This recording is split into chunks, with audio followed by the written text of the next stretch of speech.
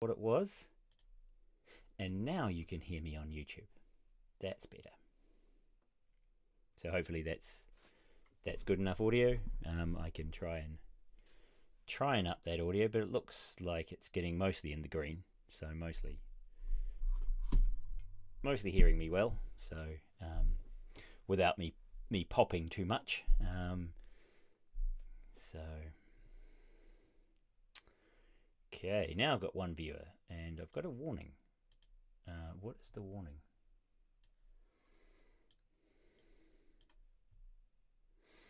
Dum, dum, dum. Warning. Stream bitrate is low. Why does it keep giving me low stream bit rates?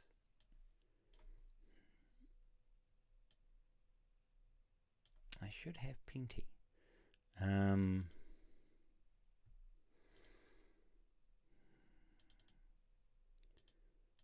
Stream settings. Stream health. Good. Stream settings. Okay, let's go into settings here. And video bitrate.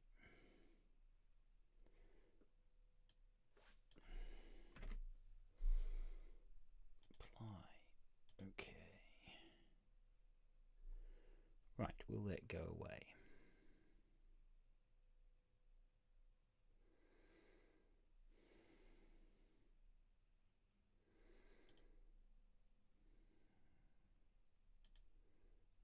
Okay, I think I should be higher bitrate now.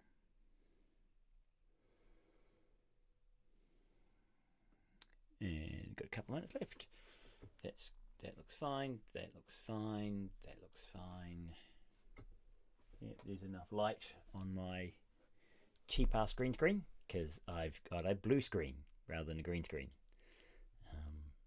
I'm using well, I suppose I could. I don't know if I'd shown you my OBS setup, but I'm Inception. So I'm using OBS and I'm streaming to the YouTube channel through OBS. So here you can see the Rode microphone is doing its thing, and I have the ability to. So that's the front screen, which has some transparency, which is how I get between my text. Is that they make the background transparent. So I make the black of the background transparent, but the other thing's not, and so this grey here is not quite the same color as the background. Whereas you can see here, the background, the black of the slide, which is over here, is the background color, and so I make this front Wacom area completely transparent, and you can see when I can't see it, I'm completely in front. And when I turn it on, it's just the bits that aren't completely black that are transparent. So it's you do that with the filters. So that's how I make myself in between the material. And if you go and you have a look in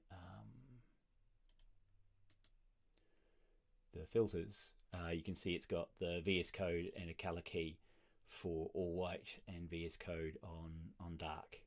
So it's kind of, that's how it's making certain things transparent.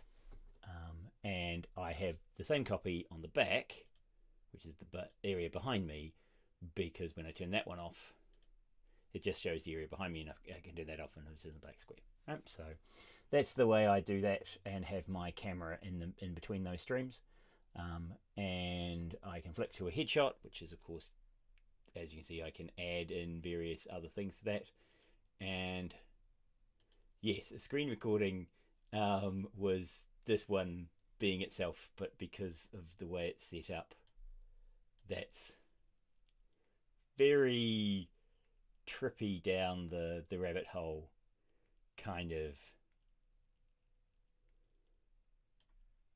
wavy Inception weirdness. But fun. I mean, you can't argue that that's you can't say that that's completely boring. Okay, so with that trippiness out the way, we'll go back to take that down. We are now in time, and we've got the chat there. We've got a few on the stream, and I'll start recording. And we hopefully have good number in in person on Discord, and a few people watching on the stream. So I'll just close that, and yep. So that should be all still going well. Right. So first things first.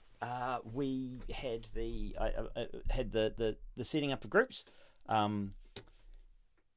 If you have problems, a couple of people contacted me. There was a couple of moving some things around. You should start talking to people in the group. If you find that some people in the group want to use Unreal and some want to use Unity and some want to use Godot, please tell me what your group has decided on. And if there is someone in your group who doesn't want to use the game engine that the rest of the group wants to use, then we have some flexibility to move people around, right? Because we're still at the beginning. Even after you've started thinking about the game, you can add someone in who can then kind of make some suggestions and move things around a bit. In a real game company, what you'd expect to see is, and so if we were doing this like a real game company, what I'd do is we'd set up probably, teams of about 4 to 6. After about 3 weeks, we would get together and do so how are all your game ideas going? And what you might do is then go, right, okay, so we've got 6 of you. We're going to kill half the projects and get down to 3. And so we're going to merge teams, and you're going to turn into a team of 12, and you have to work on the better one of those games.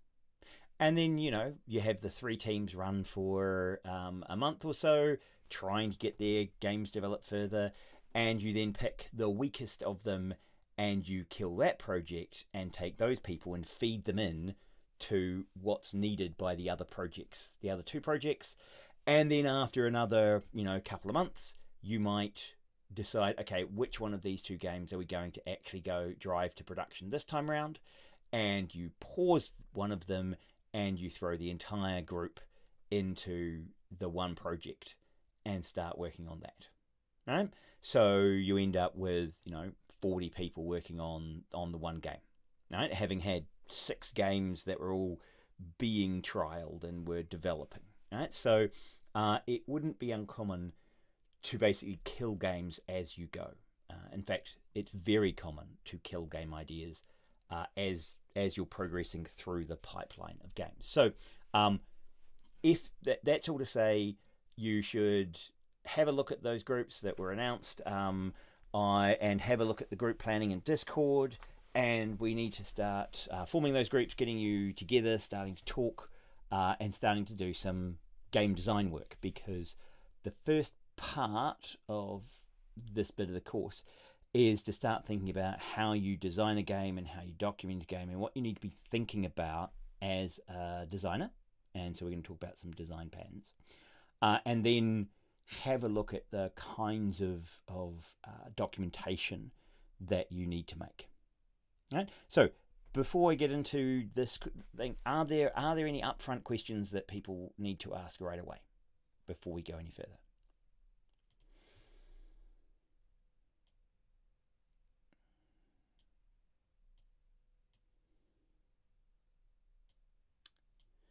As you can see, we're now in dark. We're still in dark mode, and we're still on YouTube as our streaming platform.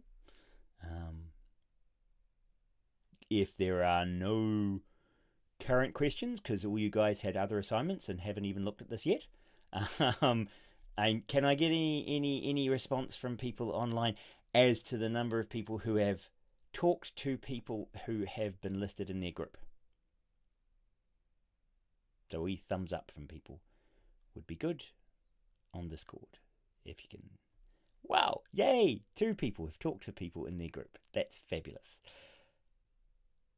The rest of you need to start working on making contact with the groups and start working in building the content, and start working towards making a game, because it, like, this course is practical. You need to be making a game, and you need to be making a game in a group, and so we need to get those groups together. And if you've got people you don't know, you need to jump onto Discord and start and email people and start finding their Discord chat title, and we're going to put you in, we're going to create group rooms in here, so you can see, and I'll just pop them up in here. You can see that in the past we have had can't scroll it high enough to show you. In the past we've had Big Sock and Symposium and a whole bunch of other groups which are currently locked. Those were our previous groups where students were working on the game. So we'll create Discord rooms in the Discord server, so that with some of these times, so this lecture time, right? Because, you know, certainly I can, you can be entertained by me talking about games, but one of the things that we want you to do is also use some of this time to meet people and talk with the other group members, because you know that most of you have this time allocated, so you're free at this time, and I want to be able to walk around and talk to you as groups and see how you're going and help you out. Okay, so what we need to do is potentially in the break I will add those additional rooms and we'll get you into those rooms. If people can send me in Discord chat the name of their group, then I will create named groups for you to voice groups for you to jump into. Okay, so either DM me or put them in the lecture chat. Either way, I'm happy. And no one's said anything in the group chat yet, so that's fine. Otherwise, I'll just have to name you group 1, group 2, group 3. You know, boring names. We can do, but you know, you should build an identity. And actually, that's a game development thing as well, is having a name, having an identity, having some sense of group ownership of things is an important part of building the game, and also building the player's connection to the game that you're making. Okay, so let's get underway. If there's no, you guys are awfully quiet. Is it a really cold morning in Norway? All right. Well, we'll see how we go. Okay, so design patterns. Have some of you seen design patterns in some of the other courses? There should be or at least a software engineering design pattern. So there's kind of 2 types of design patterns. There is, okay, so some of you have seen programming design patterns. That's great. So in software engineering, the design pattern is a reusable solution. And the idea of these design patterns is that, I'm not behind the white. I can probably change that if I go to filters. Let's see if I can put the white in front of me. Color key, turn that one off. Nope, okay. That's slightly disappointing. Oh, that's right. A design pattern is like the software engineering design pattern, in that it's so design patterns are not finished code in software engineering, but they're a way of solving a problem, right? And they can be transformed into code, right? So it's the description of the template. It's the way to solve a problem. Right? That can be used in many different situations. The idea, if you can map your problem from what you're currently doing into something you've already got a pattern for solving, then that makes it much easier. Right?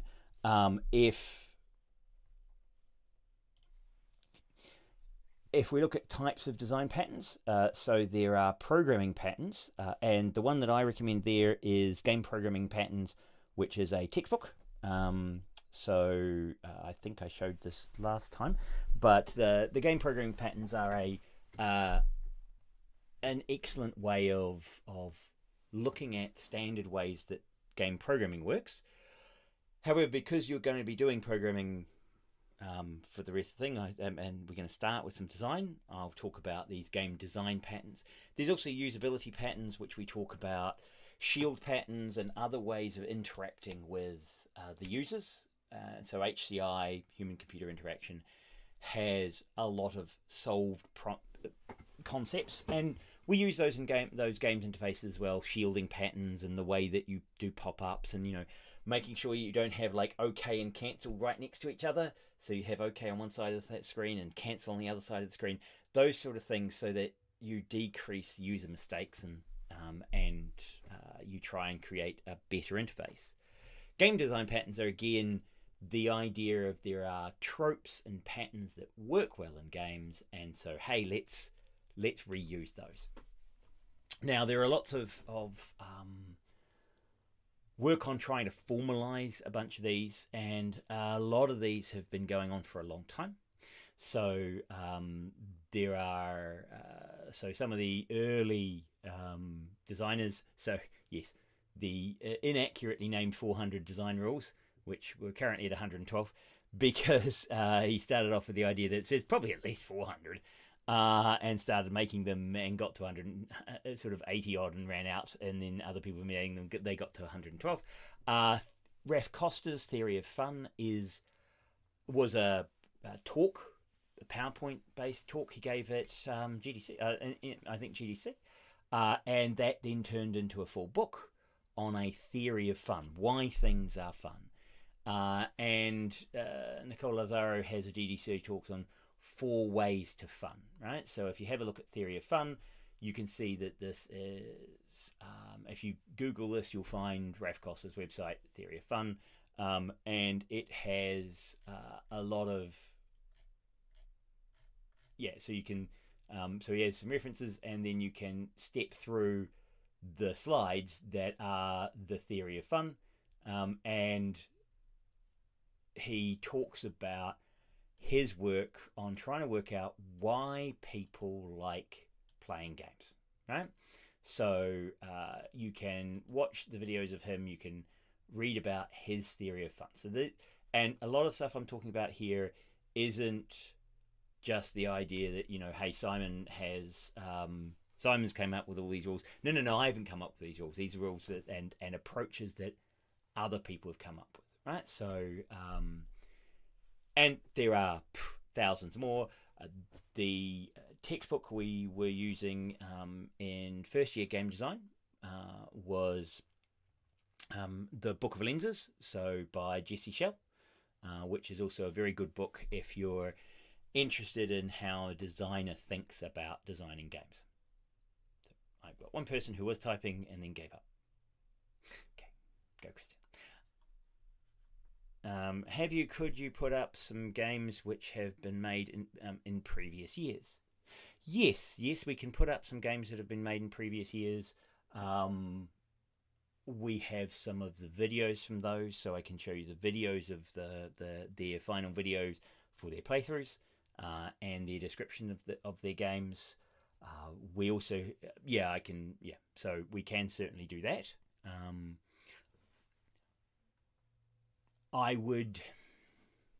I'm a little bit hesitant to do it immediately, because it is nice for you guys to have your own ideas rather than go try and copycat off previous ones. But I understand that the value in actually is understanding what was achieved by other people in the same time period. And so that's what you're really asking, is more for scoping and scale size. So yeah. The challenge is that the engines become more powerful and easier to make certain things, and there are more and more templates. And certainly I'm finding that using AI to help you answer your questions and to solve coding challenges and to help you move forward means that in theory you can actually produce a lot more than was previously made.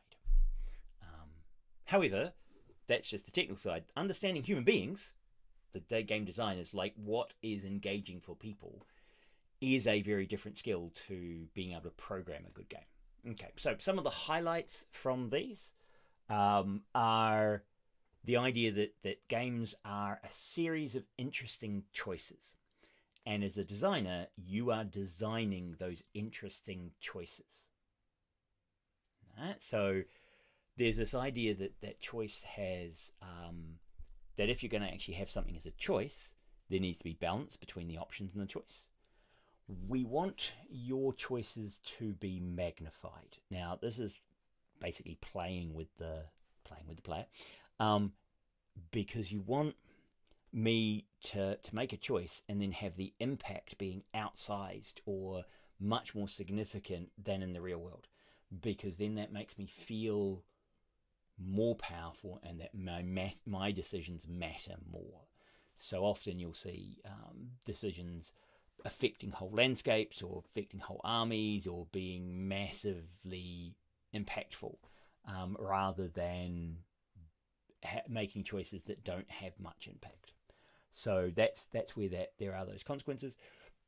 We also have to balance risk when making a choice, because part of making a choice for some situations is understanding the risk return of the different options that you have. There are discussions on masteries of a simple pattern. So these are often like the puzzles are a kind of completionist. I've mastered it. I've solved the problem. First-person shooter games often also have a simple point click to shoot, right? So point and shoot, point and shoot, point and shoot, point and shoot. A very simple pattern that you're repeating again and again and again, and you're trying to master that simple pattern. There are social interactions we design around how humans interact with each other. So you can PvP, you've got clans, you've got cooperation. So you can everything from direct competition versus collaboration within a group that's opposed to another group, or cooperative games. And so designing social interactions and designing environments to be social interactions. So Pokemon Go, for example, was designed around getting people out into the environment and having non-confrontational social interactions in public, which is why they tried to make it so you wouldn't actually fight other Pokemon masters. You would just be you'd focus on defeating the location rather than direct competition, because they didn't want to create fights. They didn't want to have competitive social interactions. And then there's a discussion on creativity and exploration, how designing for creativity and designing for things to be explored can be part of your games. Oh, balance and chance. Okay, that should be, if I go back, that should have been, sorry, I've obviously got that wrong. That should be all the same color. Right. Sorry, I was updating this for dark screen. So one of the things that we talk about is this idea of understanding fractions and balance and chance. So when you're creating a game and you're looking at how randomness happens in the games that you play, most people aren't particularly good at understanding randomness. They're not particularly good at understanding mathematics and fractions and percentages and likelihoods and inverse likelihoods. It's just we have a very folksy understanding of all of this generally for most people. Now, I'm hoping the people in this class, all of you, probably have a better than average understanding of mathematics, because you've had to do some mathematics in first year. So, and you probably did some mathematics at school. So you were taught and learned how to use randomness and use percentages. There's some, when you dig a little, most people try and say that they understand percentage, but like the sum of linear random selection is not random. Now, the classic example is this: if I take a die and roll a d6, so a six-sided dice, and I roll a second six-sided dice, I don't get a linear distribution, I get a normal distribution. Right? I get a peaked distribution. And people often don't understand how randomness changes as you add things together. So adding two linear distributions is not a linear output. Monte Carlo something. You add a small amount of randomness to your sampling to avoid aliasing. So this idea of one way to avoid things aliasing. Now, in graphics, aliasing is where two things look, where something looks strange. It doesn't look like what it was originally created as. Often you'll see this with checkered shirts and things. The general concept of aliasing is when two things that are different look the same. And often we notice it when something we know should look one way but doesn't look that way, looks like something else entirely. So there is that in gameplay as well. There are expected values, which are expected return from action. And this is, again, people understanding the relationships on what are your chances of winning the lottery versus the cost of entering the lotto, right? So when we look at the risk times the probability of failure plus the reward times the probability of success, this is a expectancy return graph. And when we look into how we are balancing our choices in a game, we might do this maths as the game designers, right? So you're going to create something where you're saying, okay, what is the risk that I'm giving? So, I'm paying 40 krona for a ticket, and 95% of the time nothing happens.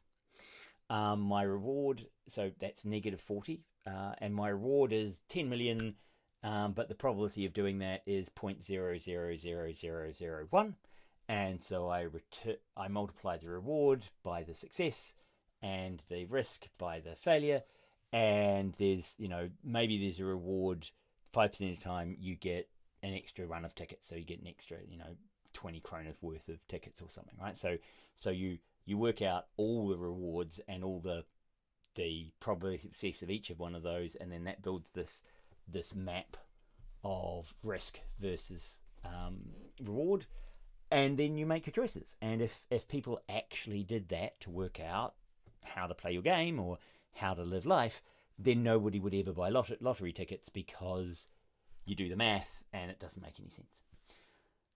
Which suggests that humans don't do the maths, right?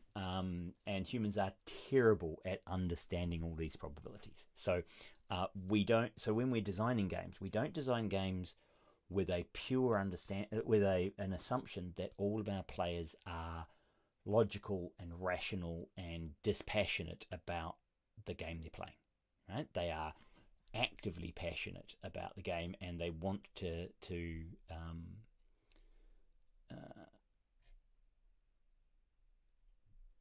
they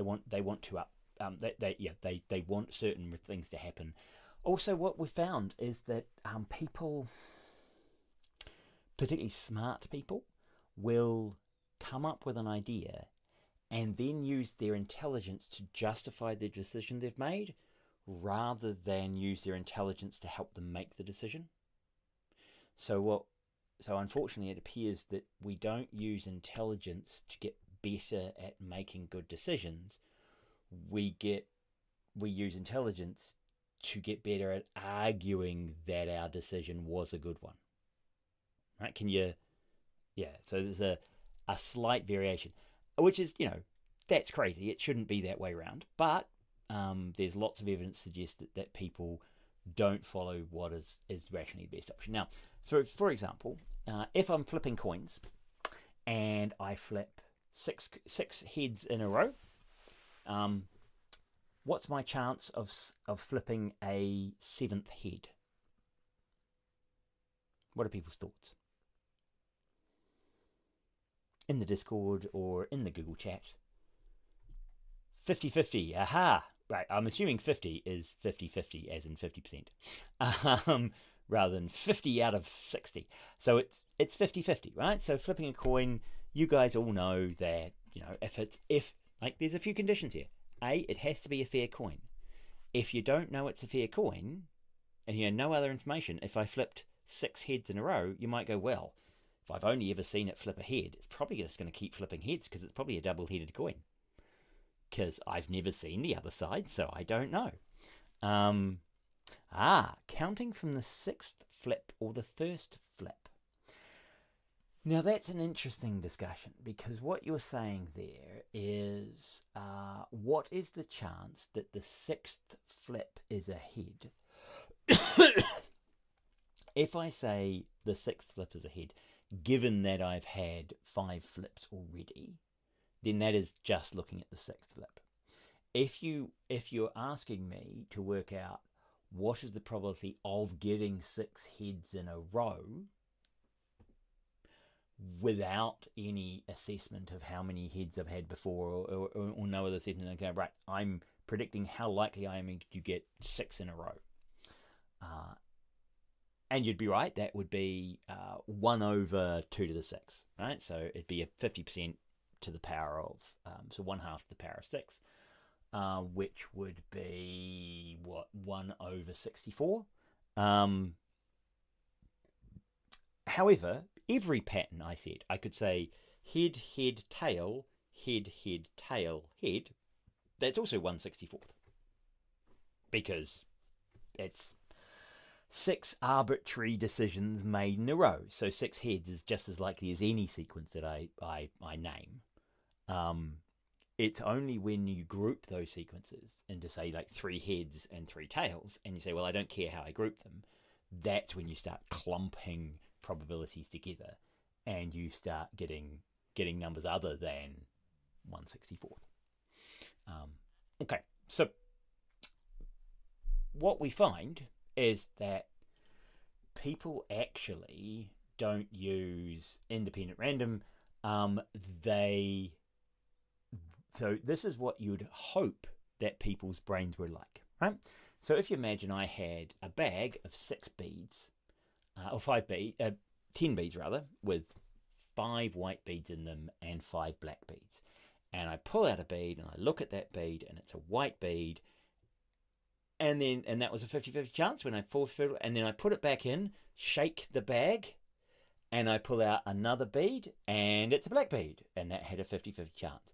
And I put that back in and I shake the bag. So each time I've got a 50-50 chance. Yep, because I pull out a bead, I check it, and I put it back in and shake the bag. Seems like a reasonable model. Why you'd need to have 10 doesn't make. You could just have 2, a white one and a black one, and so long as you keep putting them back, that's fine. But I could have a model of about 10 in a bag, just to make sure that I don't start feeling that one's warmer because I've just touched it than the others. Now, there's another situation here where that they should be completely white. They should be grey. I didn't check that before I came here because I blotted them out. But this model is if I had 50-50 white beads in here, and if I just actually, I'm super annoyed by that blotting. I can't get to them. That's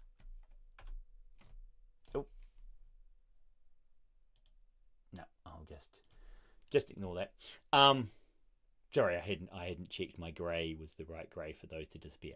But if I had a bag of 10 beads and it's 50-50, and I selected 3 white ones in a row, then the number I have left in my bag would suggest that I'm now at a 70% chance of getting a black and a 30% chance of getting a white.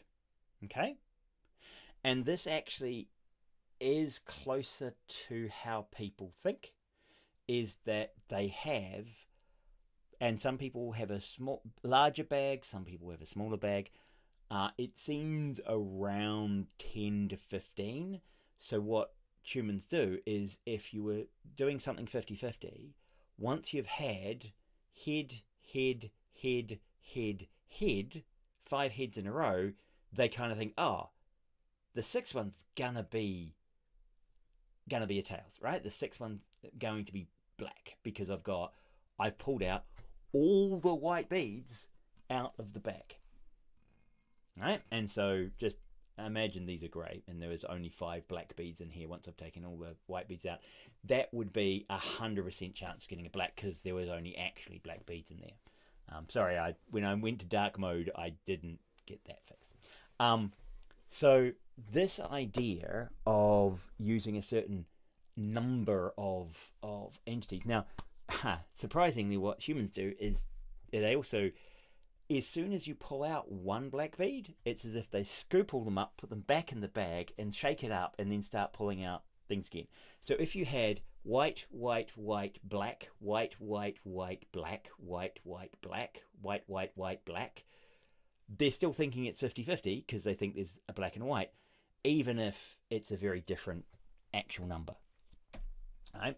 Now, and I've got a you can go and play the gambler's fallacy. It is similar to the gambler's fallacy, that independent randomness, that you have some ability to have influence on independent randomness, and the gambler's fallacy also has this context of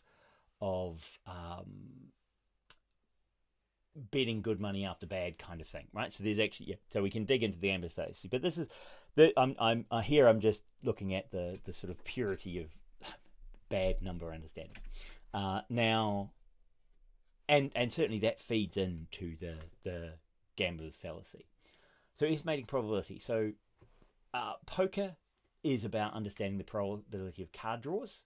One of the things that you probably will have noticed, I don't know, have you noticed, the only poker that you see on TV or potentially in movies is Texas Hold'em.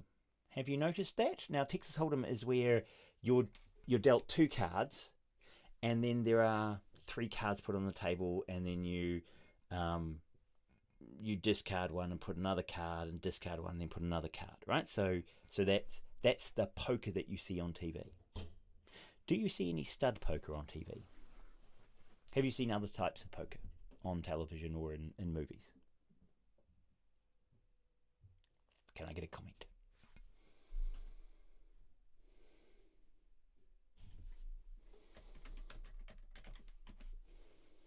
No. No, you probably haven't seen them playing stud poker, where you take 5 cards, throw away some, pick up others. And you won't have seen other variants, and that's because in the 90s the casinos realized that they couldn't prevent people from cheating.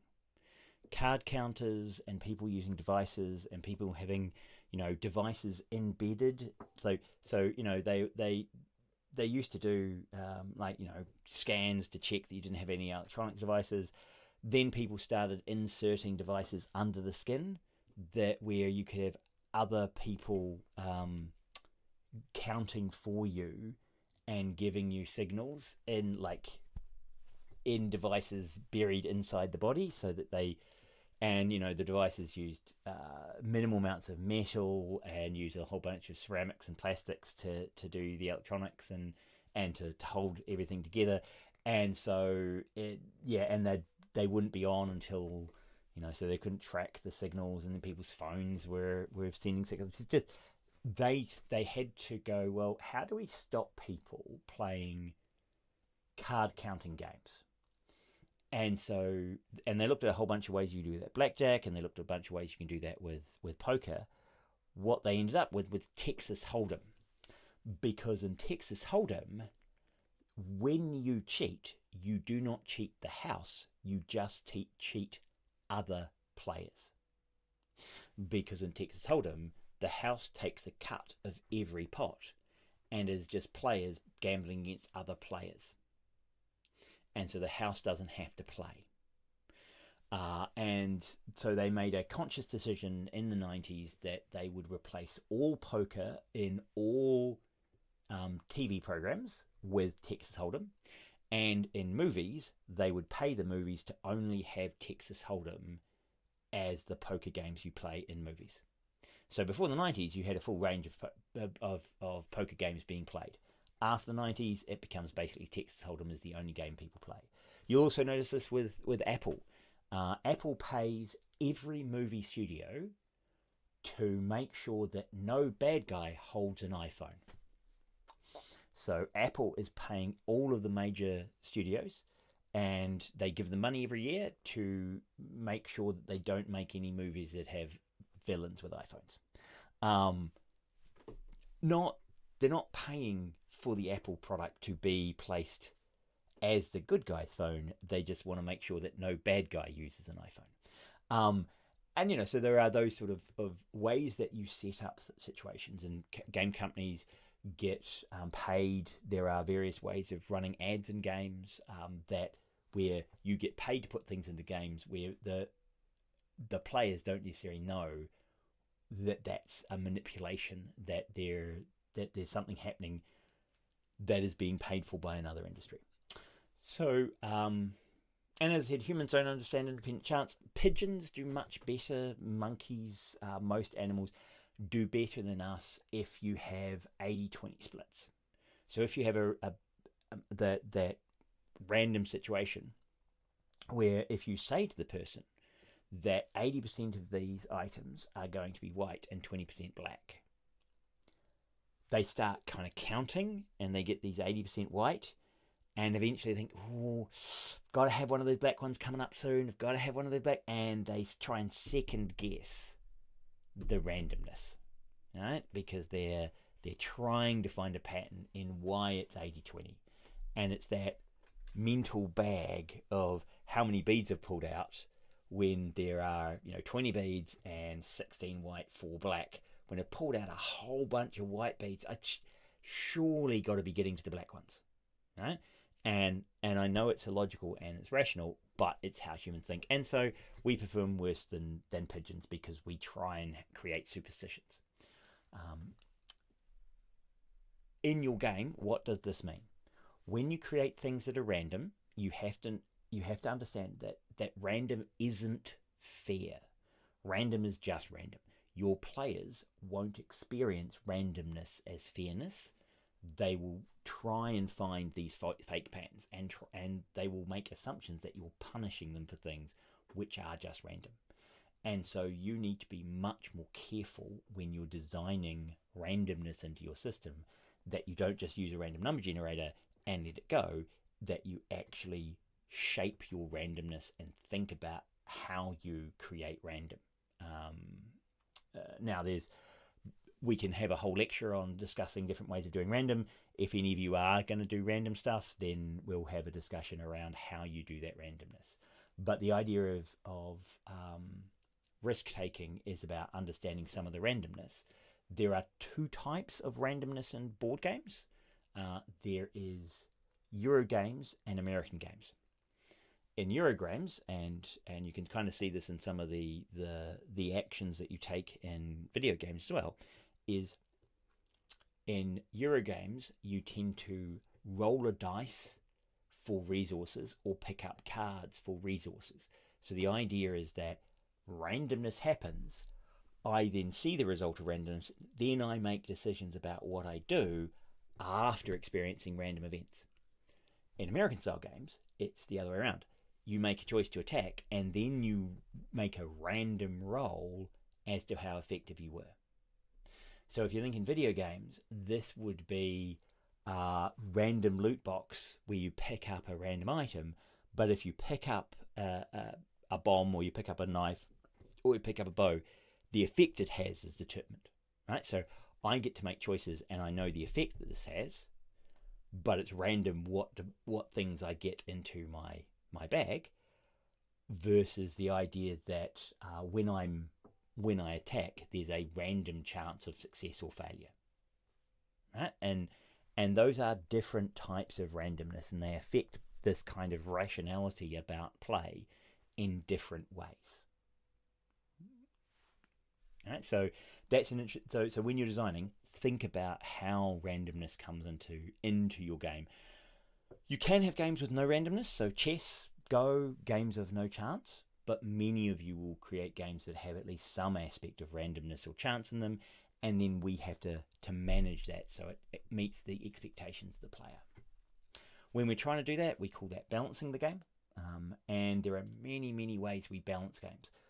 When you're thinking about your game as you design it, you also have to think about how, like, what are the ways in which you would balance the players' activities. Have you got balanced difficulties? Have you got balanced choices that they're making? Are there balanced chance going on? Are you balancing fairness? So is there a way that you can reward skill and skill versus strategy? So short-term thinking versus long-term thinking, competitiveness versus cooperation, balancing length, so it's not too long but it's not too short. You balance rewards so that they are smaller in the beginning, larger at the end to keep people moving through the game. Freedom versus scripted events, complexity versus clarity, and imagination versus familiarity. So these are all things that you will spend time thinking about as you design, and you're trying to balance all of these concepts together. So some of these we can dig more deeply into. So fairness, for example, players with similar abilities should have a similar chance to win at the start of a game. Right? How do people feel about that as a description of fairness? Because some games might feel unfair, particularly near the end of the game. And how do people feel about adding handicaps, right? So fairness, some form of handicaps can be tried to be used to make games fairer.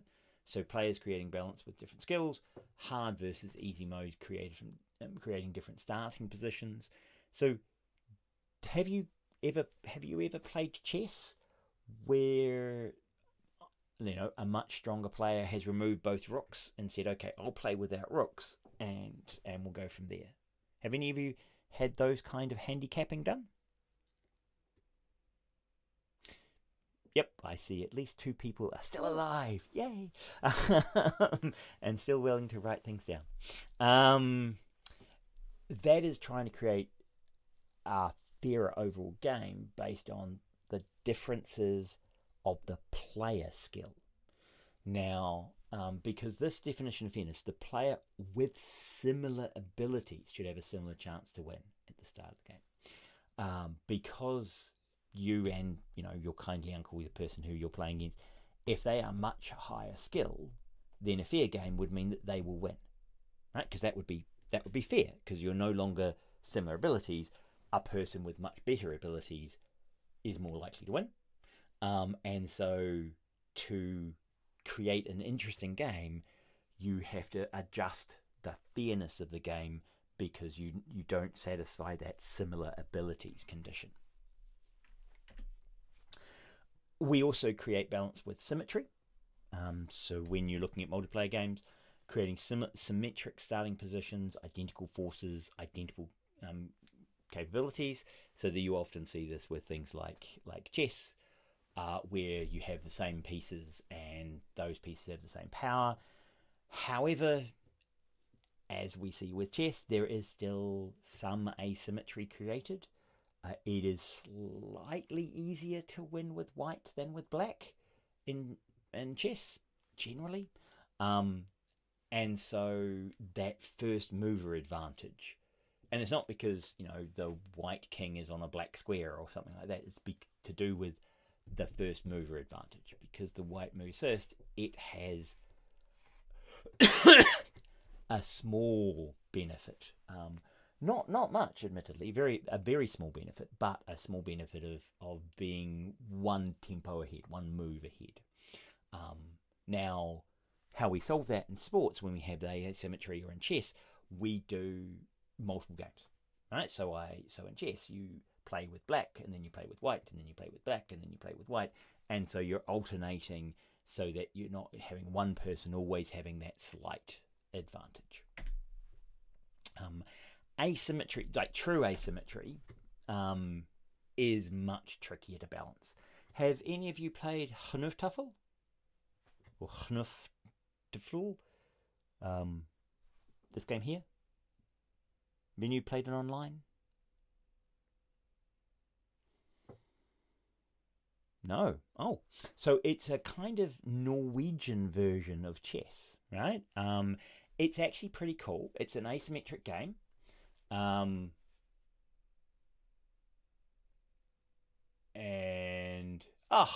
that video has been taken down. Okay, so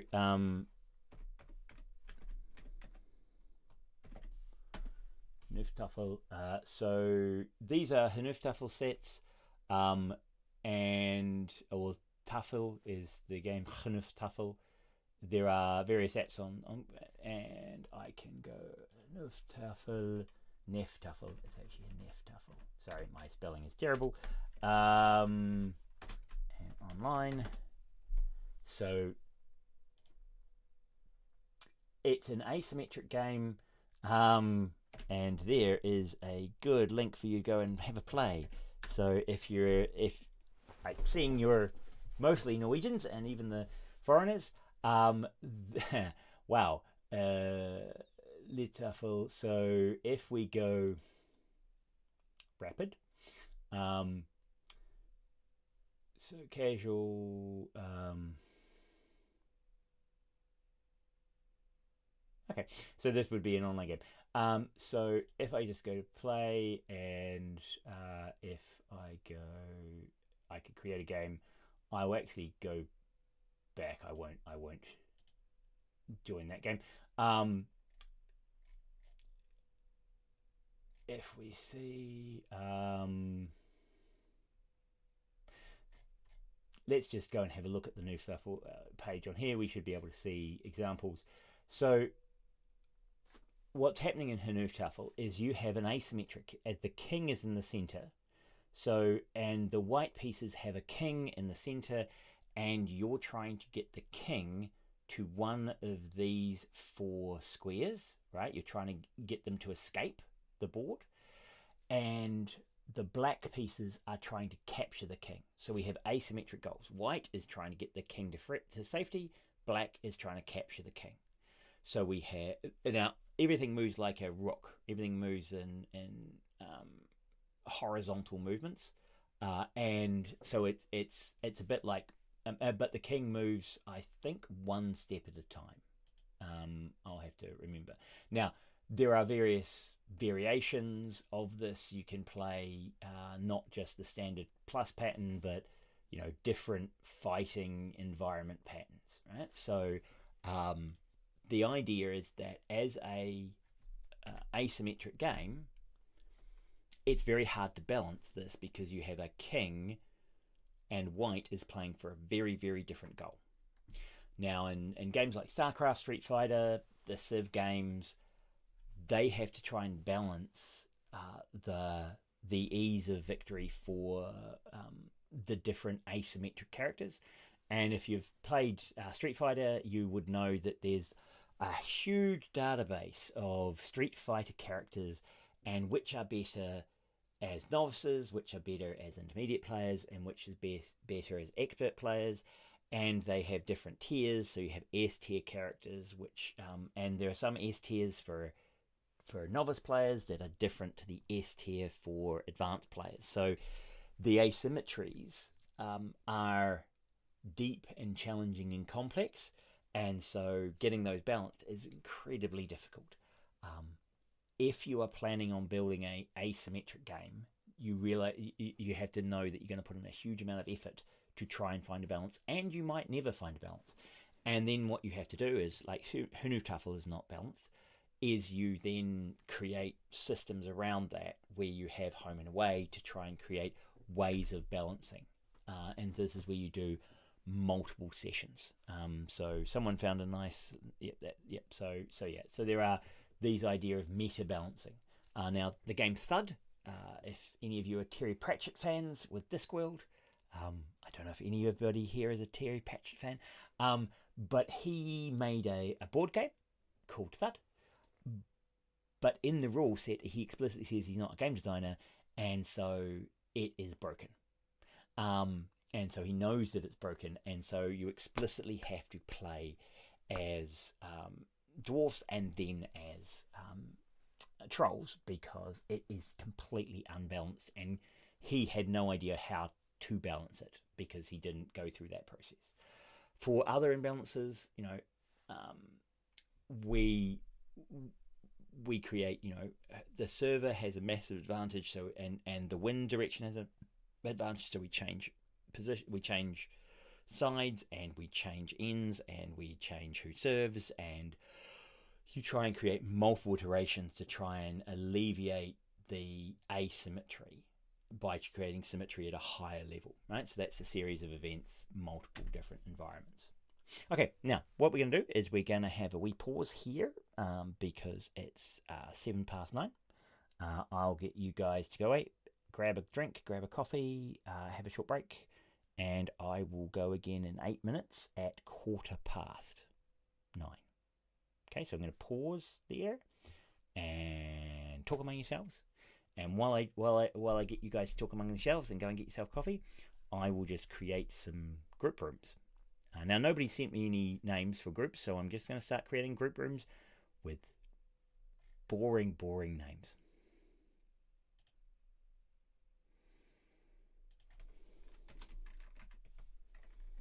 So go, have your break. Should I pause? I'll pause the recording.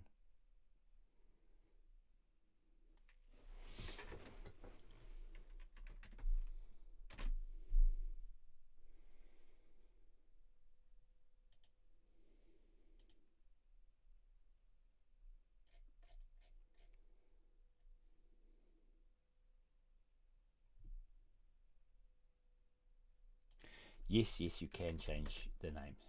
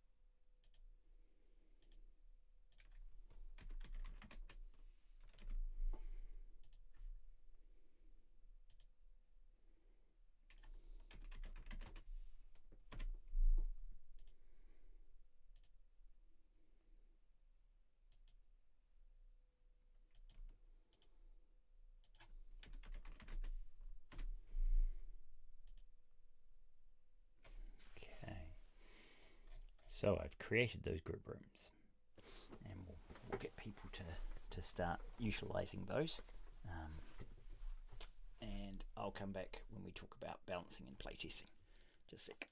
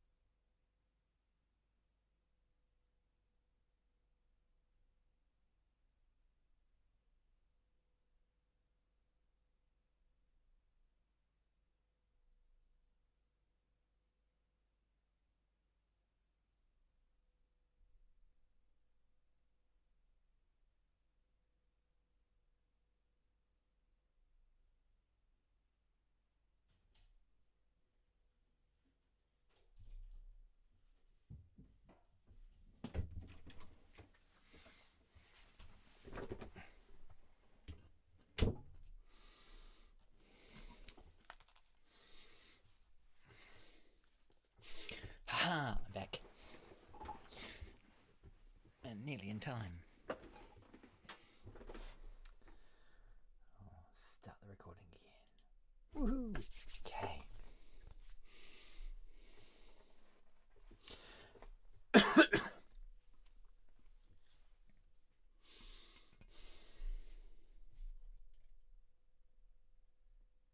Okay, so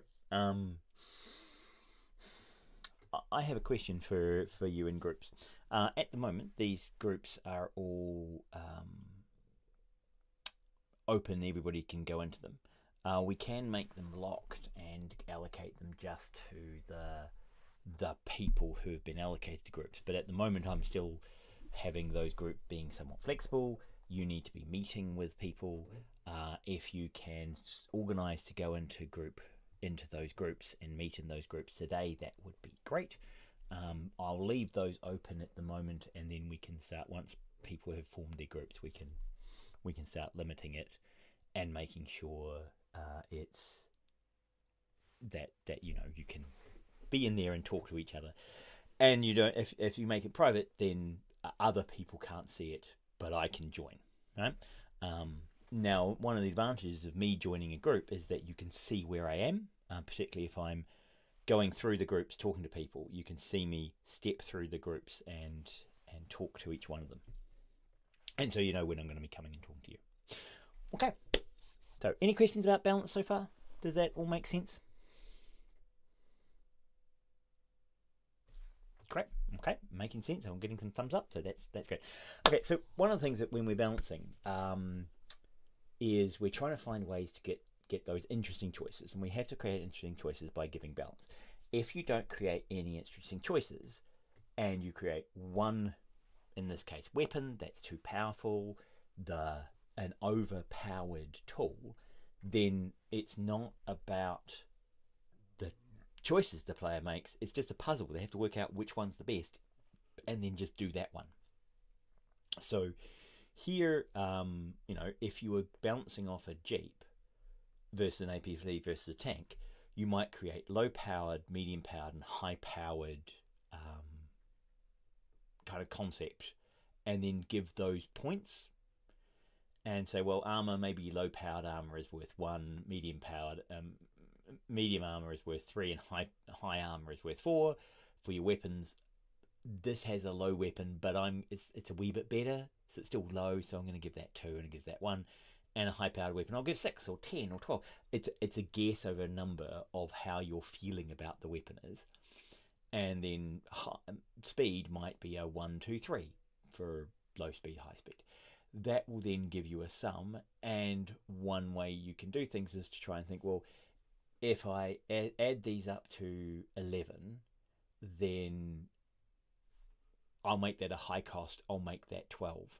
And maybe that's therefore a little bit like underpowered for the cost, right? So you then have a way of saying, okay, what will Jeeps cost? What will APC cost? What will tanks cost? And then you can simulate and you can play with them and try and build those simulated environments. But the only way to actually work out how to make them fit is to play test. There are some algorithmic things you can do. You can create arenas where you change these. I recently played with Claude and I asked it to make me a simulation of this, and it actually made me a combat simulation where if I go to so I asked Claude, can you create an interactive environment with those numbers and with these tanks, and and if I do a view all, I think it's I'll just see if I can search for your chat, and if I go tanks, I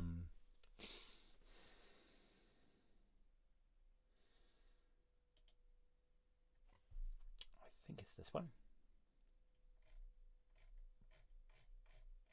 So this is this is a different Python code. I was working on the assignment too and creating if functions and things. So tank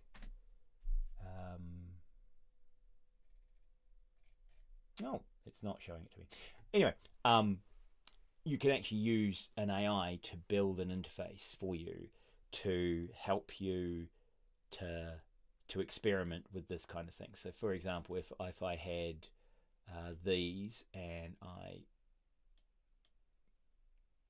copied this lot, if I copy there and go, it's not wanting me to.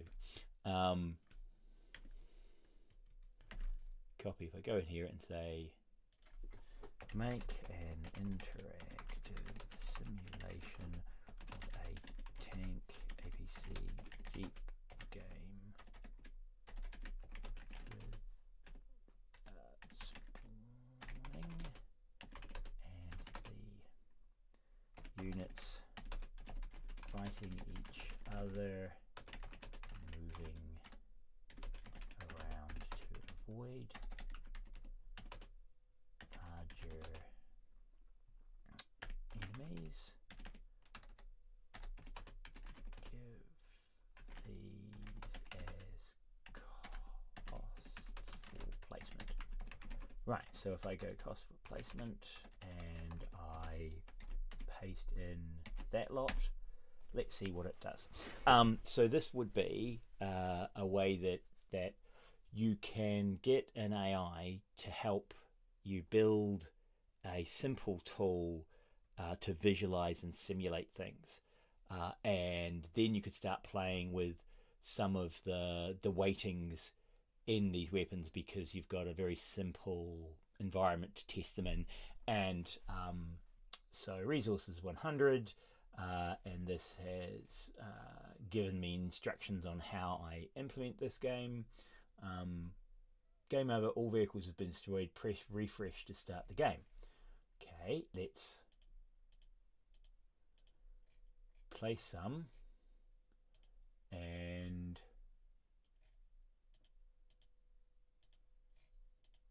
can I game over, all game, press start for a new game.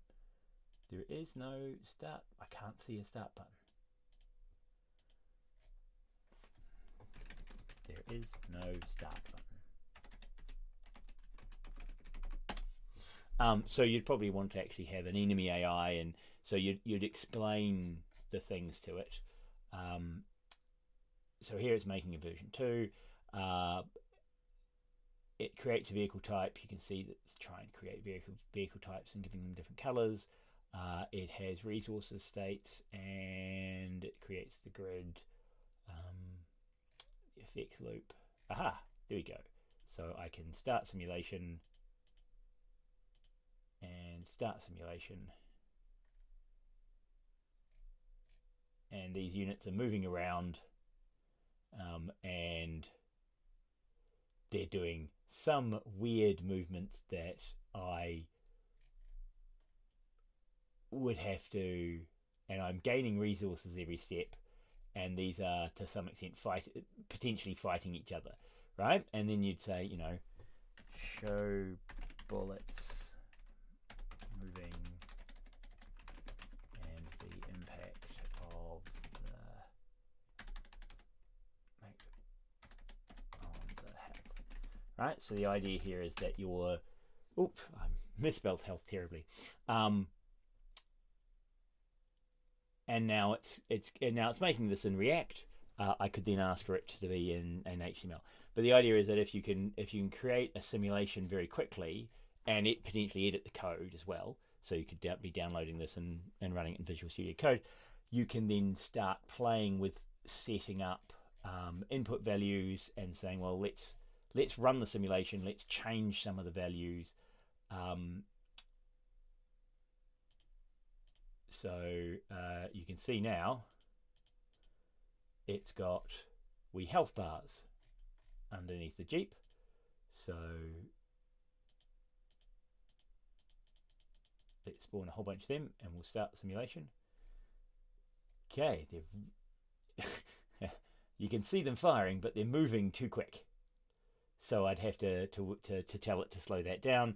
But you can certainly see they're trying to fire at at something and they're all rushing about apparently too fast. So again, you can go in and jump in and start playing with code. So there's various ways you could do this, and an AI is one way that you can try and help find ways to create ways of testing, balancing, putting them into a spreadsheet and having those loaded into a game is another good way, once you've got your game working, to test balance. Okay, so this is a situation where we can actually play an interesting balance games. You all know rock paper scissors. You know rock paper scissors. I'm assuming you all know rock paper scissors. Is there anyone who doesn't know rock paper scissors here? So are there any thumbs down for Nevis having played rock paper scissors before? So with rock paper scissors, you understand that we have rock versus rock is 0-0. Rock versus paper, you score 1 point. Because paper scores the point and rock scores 0 points. Scissors scores 1 point and rock scores scissors scores 0 and rock beats scissors, so rock scores 1 point, which means rock wins in one game and loses in one game. And when you go down, there are 3 winning conditions and 3 losing conditions in each of these situations. All right, so this is a potentially too balanced game. It's perfectly balanced, and in fact used because it is so well balanced. Some of you may have seen the super geeky version, which is rock paper scissors lizard Spock, which is a 5-ring version. Now, if you're interested, Civilization uses a 5-ring rock paper scissors simulation, right? So it uses this with artillery, light infantry, heavy infantry, light cavalry, heavy cavalry. And so it has a rock, paper, scissors, lizard, Spock balancing mechanic in Civ, because it's not just artillery, infantry, cavalry, it is light and heavy. And they use the same balancing to try and get a perfect balance between all of these different things. And that gives you interesting choices. However, because it's so balanced, it's perfectly balanced. Now, unfortunately, you guys are all online, so it's harder to play rock, paper, scissors, but I'm going to tell you a way to go away and play this version of rock, paper, scissors. When you're on campus, when you next meet up with someone, try playing rock, paper, scissors, where you have paper +1. So paper gets 2 points. Now, this is still balanced in some sense, because you still have a 4-4, right? So each player has the chance of getting 4 points instead of 3 points. And so if I play paper and win with paper, I get 2 points, right? And now I'm playing to the best of 3, or, I'm trying to score 3 points. So if I win 3, then that's great. If I win once with paper and then once with anything else, that's also fine, right? Because I'm trying for the best of 3. You can also make rock and paper +1. And so you then have only scissors is the one that's not as strongly powered, right? So scissors beats paper, and that you only score 1, but it still adds up to being perfectly balanced.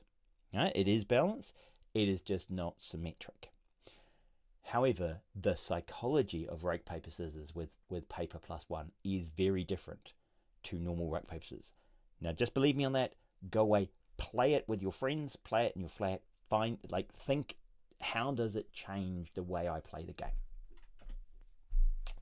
Of course, because I'm a super geek, I've made I put this into a spreadsheet, and with rock, paper, scissors as amount of reward, so 1 for each of those rewards, and I have a simulation where it adapts, and then I just drag rows down and it actually increases simulation, and then I can create how the AI agents will change their rock, paper, scissors play style based on the percentages of winning chances, and to try and again find that balance, right? So you can do this deep spreadsheet analysis of your game to work out, is it balanced? Now, A deep game, if you're designing a game, and what we talk about with balance is that sometimes it doesn't create depth because it's very shallow. It's too balanced. Rock paper scissors. You can add water, wind, bomb, fire, lizard, spock. You can add a bunch. It's still too perfectly balanced. All it's trying to do is create memory at that point, and so it's not deep. But so balanced, not deep for a single round, right? So what you want is a multiplayer game is deep if it's strategically interesting to play after expert players have studied and practiced for years, decades, or centuries. So chess is deep because expert players have played it and decided that there isn't a dominant one way of winning. Checkers is a solved game. It's actually, there is, like, we already know how to play checkers. Tic-tac-toe, noughts and crosses, completely solved. As a game, it is boring because we know the way you win and play, and the play to always draw. For it to be interesting, there needs to be some complex relationships, and so that's why we look for those asymmetries that are symmetry breaking, but then make it interesting to play. For poker, the Texas Hold'em and the idea of working out other players.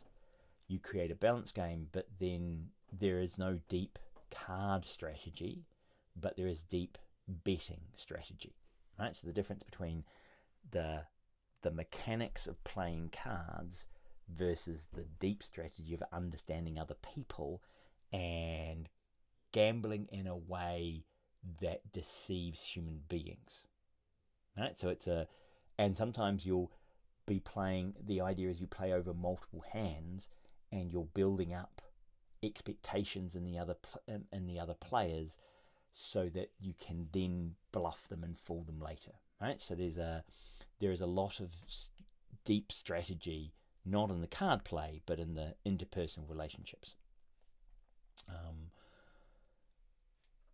And so betting becomes the meta game in a lot of poker games.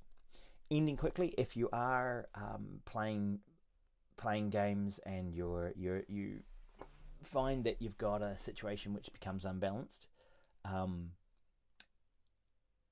you'll find that in chess people resign because they've worked out that there's no way that they're going to win, or there's going to be mate in 3 or mate in 4, and so people just resign rather than force you to go through all of those processes.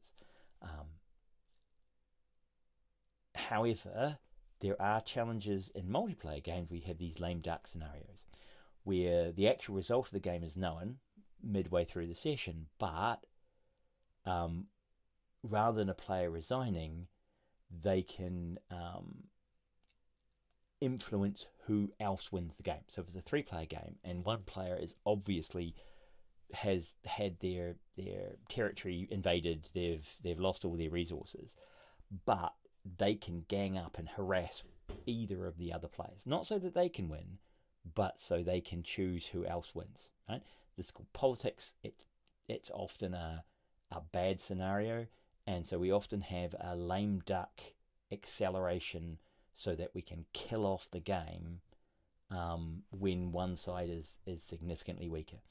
For some games, they'll, once you've destroyed all the houses, they'll reveal the entire map so you can see where all the enemies are, so you don't have to hunt them down because you're clearly more powerful. And there are ways that they'll give positive feedback to someone who is near winning so that they can finish off the game quickly rather than churn through, I've got one unit and I'm running away from you and I keep running away from you and you can't find me, right? Which just creates a really annoying game. When talking about balance, Magic the Gathering. Do we have any Magic the Gathering players in this year's class? Give a thumbs up if you're a Magic the Gathering player. Do we have none? Oh, there's a couple of thumbs down. So there's a couple of people who haven't played Magic the Gathering. So Magic the Gathering has thousands of cards now, and there are many bad cards. And there's lots of discussions around what are good cards and bad cards, and there's lots of reasons for bad cards. And Mark Rosewater, who is the creator of Magic, said, well, there's lots of reasons for bad cards, and bad cards are a reward it can reward the the more skilled player because you find a new way of playing them. Some cards are bad because they're designed for less advanced players. Lots of justifications, but sometimes it's just R&D screw-ups, right? So some bad cards are simply R&D goofing up because they just don't get it right. So there are unbalanced cards in Magic the Gathering, and actually there's too many cards for them to try and balance them all. So they basically let them out and let players playtest them to find balance. Double blind, the idea of balancing by when you make your decision. So making a decision with rock, paper, scissors. If you had one person go first, so if I was playing you all online and I went, okay, I'll go first and then you respond. So rock, paper, scissors, shoot. I've gone paper. What are you going to go? That game's kind of broken. Because like once you've seen me go, of course you know what to you throw scissors to cut my paper. In fighting games, what we usually do is create a small window around when you make that decision, so that you have a chance to block, right? So, but you've got to be very fast, and so there's a quick time style, limited time window that you can counter a move, and that becomes part of the game rather than it being entirely simultaneous. Diplomacy used simultaneous games, where the idea is that double blind is that neither player knows what move is being made. So there's the blinding of what's happening to try and create some symmetry. There's game spaces. When you're searching for symmetry in your game, when you're searching for how you make your player decisions interesting, there's this idea of doubling and halving, where you make large changes to explore the space. So rather than hunting for a number, like by iteratively changing it just a small amount, what you do is you double it or you halve it, and you try and overshoot where you think the number is. So then you can bracket it on either side and then hunt your way down to the actual number, right? So as a technique, as a tip, that's a way of breaking that, breaking the problem down so you can find it faster. Game economics. So Ernest Adams, who is a friend who I've talked to a few times about in several conferences, he talks about putting the economy as the first thing you design in your game. So when you design your game, don't worry about narrative, don't worry about what it looks like.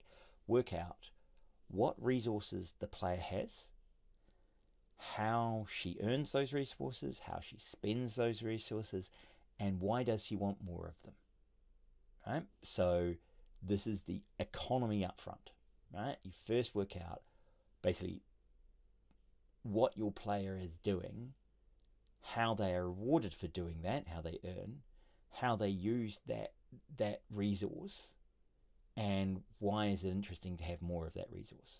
Right? So that was a way that he would advise designing games. That's the thing can feed into a whole micropayment model. Is how do you cope with rich players who being better by buying more of the items. In Fortnite, they use micropayments to be cosmetic rather than power. But if you have some sort of resourcing and people have any chance of trading, then you start having a black market / grey market for your goods. There are some people who like auto balancing. I argue against auto balancing because auto adjusting a game to a player's skill can be a problem when you auto adjust for the number of deaths or the number of points, or you can even use, they've used cameras to measure the stress of the player, that they're watching you while you play and seeing how stressed you are. But the idea is that if you know you're always going to win 50% of the time, and if you start playing badly, the enemy just gets easier, and if you start playing well, all the enemies just get harder. It, like, without some other way of indicating how good you are by using ELO ranking in chess, for example, it's demoralizing because it doesn't really matter what you do, you're always going to win about 50% of games, right? So what you need to do is actually not usually not auto balance, but either give a score say how hard it is, or allow the player to move a hardness lever up and down. So once they've defeated on easy, they can move it up to hard and then ultra hard and insane, right? So the player feels like they are getting better, rather than you auto adjusting it for everything they do. So because if you do auto balancing, what some people do is they will play badly for a while to make the game easier, and then play to make it harder again. You can almost find this in school sometimes. Right? There are some kids who, when they first meet a teacher, act dumb, so that they can set up an expectation of that teacher thinks they're not very good, and then they perform better during the year, and the teacher is more and more impressed with them. And when they do more than what the teacher thinks they're capable of, the teacher rewards them. Because you don't want to come in at your maximum ability, because then you can't get reward for improving. Which is, a bit sneaky. Did any of you think like that when you were at school? Did you go in setting low expectations and then try and get rewards for improvement, even though that was within your capability? No, at least one person said they never did that. So at least one of you was willing to state that you had kind of looked at this expectation management issue and gone, well, maybe I need to manage expectations here. And yeah, so when you're dealing with games, you also have to think about that sort of managing the expectations of your players and managing the skill levels, and not auto adjusting things too much or making it too hard. You also have to be careful with tutorials. Don't call things tutorials, because if you call it a tutorial, no one will do it. You have to call it level 1. Even if it is a tutorial, you just call it level 1. Make it feel like you're actually playing the game, even though it's trying to teach you how to play the game. Because currently nobody feels like they should go and play the tutorial. They all feel like, oh, I'll just give the game a go. Right? It's going to, okay, well, people are only ever going to go straight into the game. We might as well make the first level the tutorial style level, and just try and hide that it's a tutorial. Right, so we have some. I'm 9:40. I'm getting close to time, but I'll try and get through these a wee bit faster. So puzzles versus choice. So if you're creating a game, right? So you guys have some game ideas. The problem with puzzles aren't necessarily games, because with puzzles you don't have much choice. There is a right answer. And often there's a strategy to solve them, and potentially a dominant strategy. So hopefully most of you wouldn't consider a jigsaw puzzle a game that you're playing. You consider a puzzle that you're solving, because there is a correct answer. The puzzle will end up looking the same for everyone who does it, because there is one solution. And puzzles tend not to have much replayability, because once you've found the right solution, that's it. However, you might be able to create styles of replayability, right? So Sudoku, for example, each board has low replayability, but the game has high replayability, right? So Wordle, for example, has high replayability because it's a new word. It's the same style of game, just with a new word each time. However, there are some people who get bored of Wordle, and I don't know whether you guys have played any Wordle or play Wordle at all. But if you do a wee bit of Googling, you can find the best words to use in Wordle. And so you just use the best words. And it's kind of, well, people have worked out what the best words are to cover the range. And if I just use the good words, then the first 3 moves are already taken up. So it's kind of, and the game is less interesting, because it feels more like just a puzzle of working out what the best words to use are. And then it's just trying to, in a simple guessing game. So you've got to watch out how you set up puzzles. If you're going to make a good puzzle in your game, right? Because some of you will be using platformers or things which might have puzzles in them. So clear goals, clear actions. And this is true for games as well, right? So clear goals, clear actions. Where are you trying to get to? How do I get there? Accessible, knowing where to begin, having things that are familiar and enticing, that they are interesting to interact with, that they're fun to interact with, and things that look like buttons are pressable, right? Things that look like I should be able to pick them up and interact with them can be picked up. And I want to see that I'm making progress through a puzzle, right? That I'm not just kind of randomly doing things and suddenly the puzzle's solved. I need to see that I'm the one making the progress through the puzzle. And if we ever look at jigsaw puzzles and difficulty, often you'll find the difficulty of a jigsaw puzzle, initially it's relatively easy because you're just finding the edge pieces, and then you start trying to fill things in, and it gets harder and harder, and then you've probably got the easy ones all done, and then you're into hard section, usually a section of things that are similar difficulty, and there's usually a peak where you've done all of the ones that seem easy, and now you're getting these last really challenging ones, and then you put the last few pieces in, and that actually becomes easier and easier because there are fewer choices.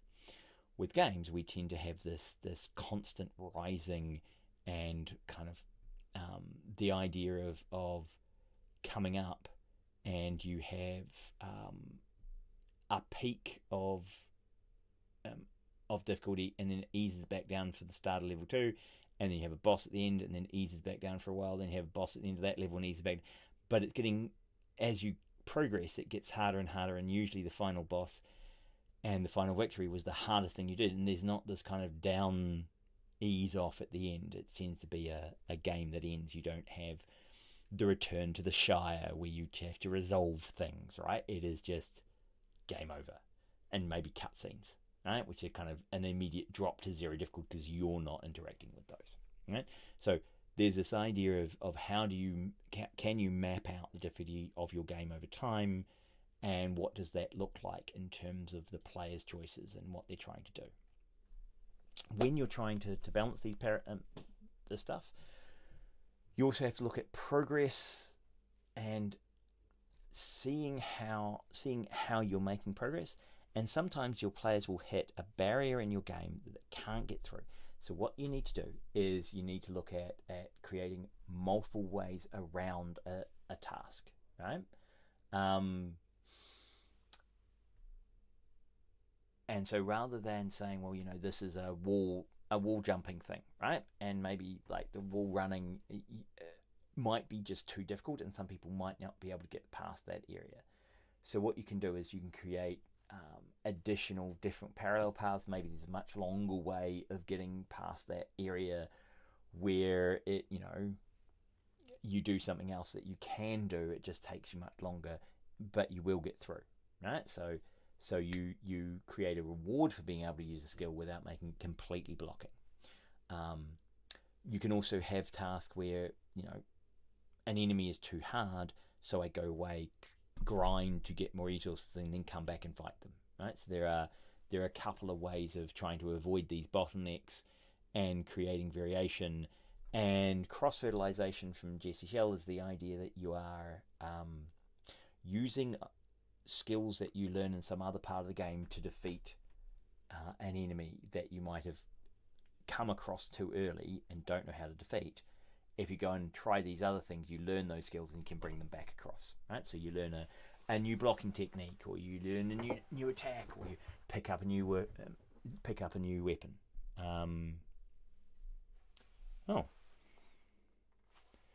So don't switch device.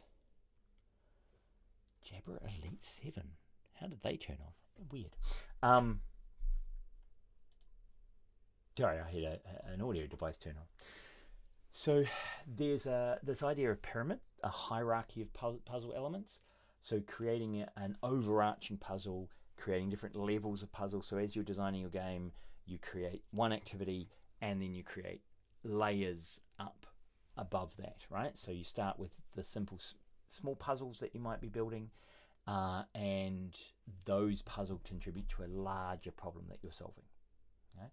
So with action adventure games, often there's layered puzzles, and for a variety of games, you can see that there are puzzles within puzzles, that a puzzle unlocks something that you then go and use to solve another challenge, right? So you think of these as layering. Sometimes you have puzzles hiding as choice. So we pretend it's a choice, but in fact, the tech tree, there is just one way to play.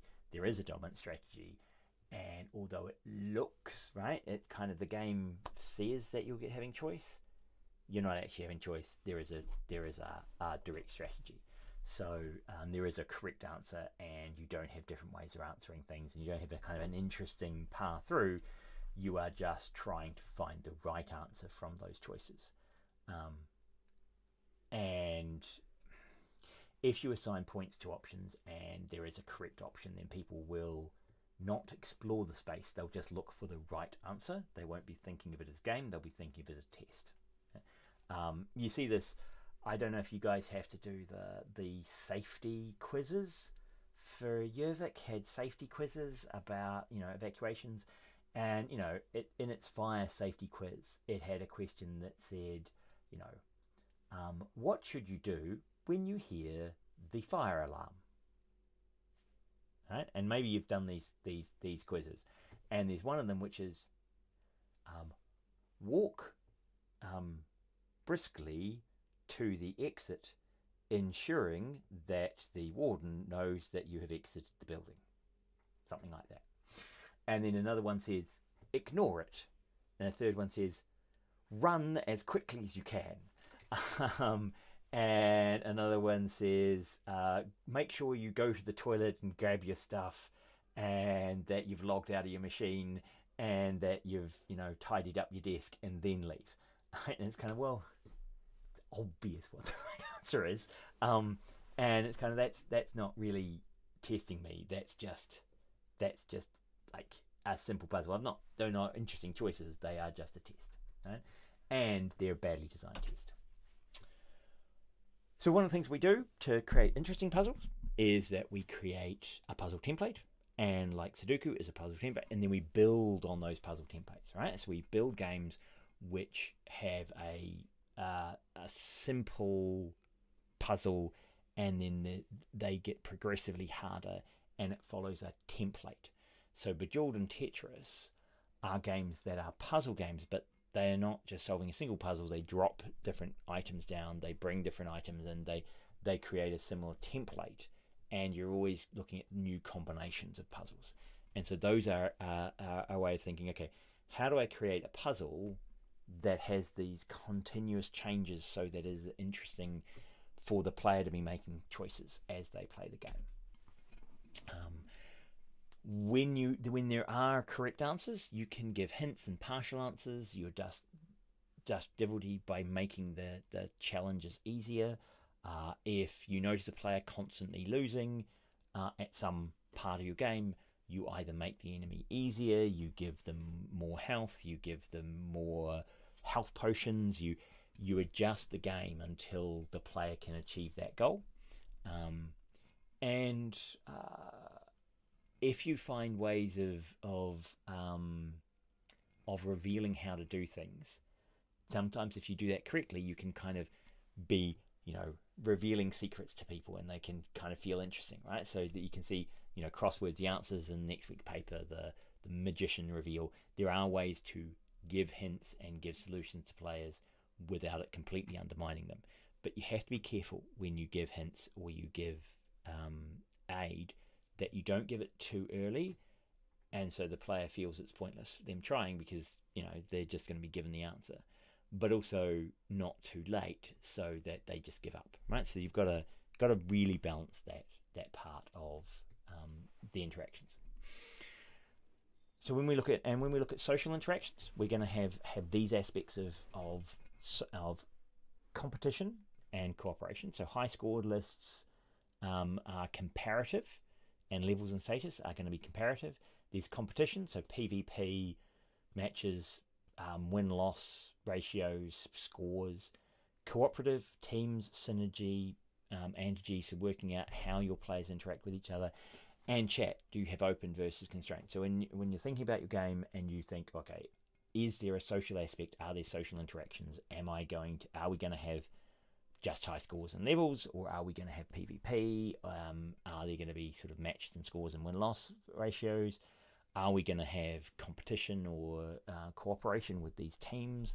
So those are kind of what are the multiplayer aspects of the game. You might decide there are no multiplayer, it's all single player, but that's when you go through how are your players going to interact.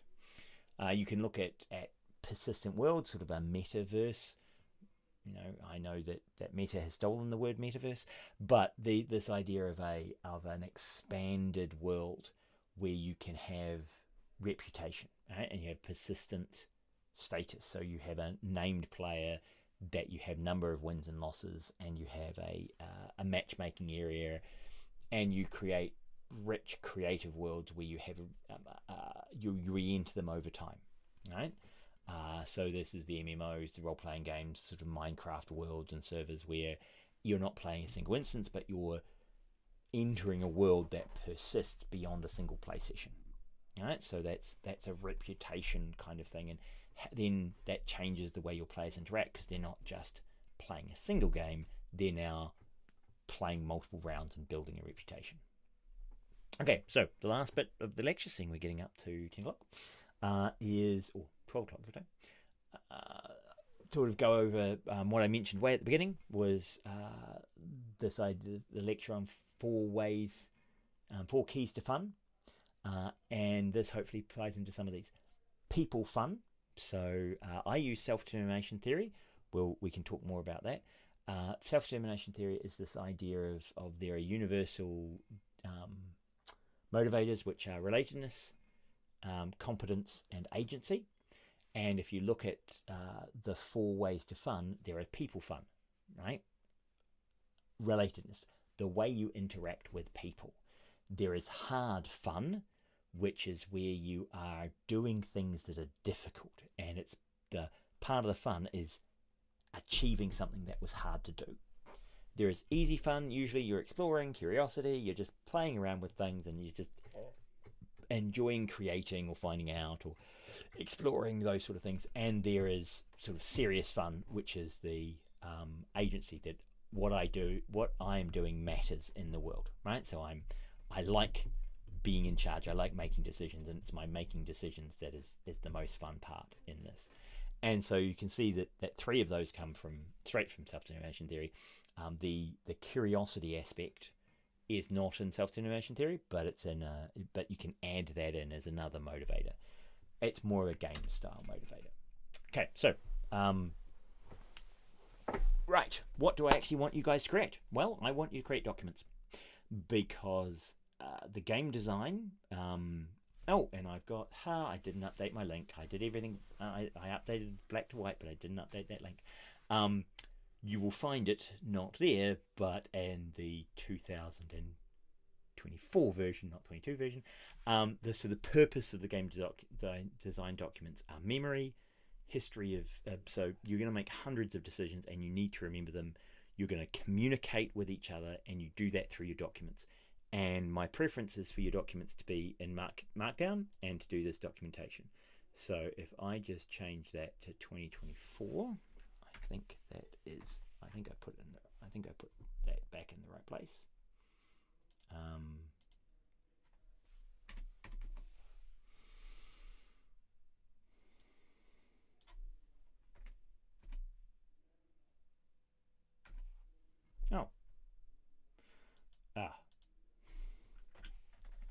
Did I move it to just 2024?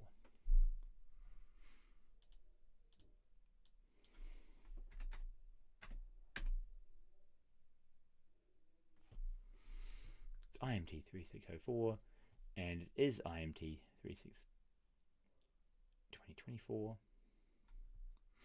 And in here, there is documentation, and there is a game design document. As you see, I've updated this 3 weeks ago. So this game design document is the kind of document, is a template for the sorts of things that I want you to be able to try. I want you to be able to talk about the genre, target audience, game flow, what it feels like. Then start talking about some of these mechanics and progression. What you should do is you should also be looking these up and thinking, okay, if you don't understand them, ask Perplexity AI about, what are examples of actions that players can take in a game world, right? What are the other interactions a player has with the game world?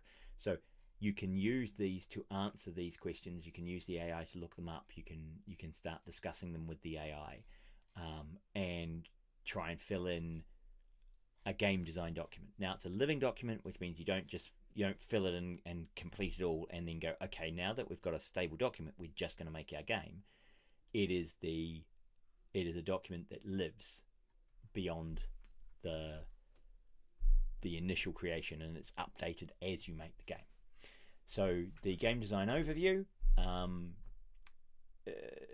short and for so there's an overview which is shortened for management. There's a detailed design, which is that one I just showed you, which describes all of the mechanics and the interfaces. And there's a story overview usually, which is just kind of narrative base. Right? There are technical documents. So this is a technical overview of exactly what you're going to have in the graphics and what you're going to have in the, like, how you're setting up networking, what the API looks like for that, the technical aspects of the game, which aren't about the player interaction in the game itself. They are the technical implementation questions. There's often a pipeline overview of do's and don'ts for the art team. You probably don't have an art team, so you don't really create a pipeline overview document. And sometimes they'll have system limitation documents where you talk about what you're going to limit in your game, right? So partly for the technical reasons, because number of polygons on screen, number of messages per second, concurrent animations, because there are technical limitations that you're trying to fit with under. Most of you don't have to worry about that because you're running on PCs and you're doing Steam, and you don't have to worry about efficiency because you won't make games that are so big that they'll challenge the hardware. There are aesthetic documents, so there's concept art overview, early images of the game, designs of the game.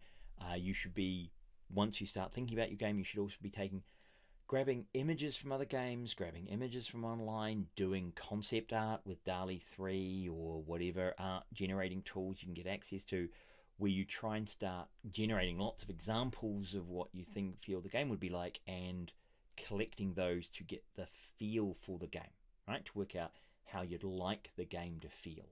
And that all becomes part of the kind of art bible of the character sheets and the interfaces and the look of everything, right? So it has all of the elements in the game so that people know how it should look and feel, as well as the animators creating the animations.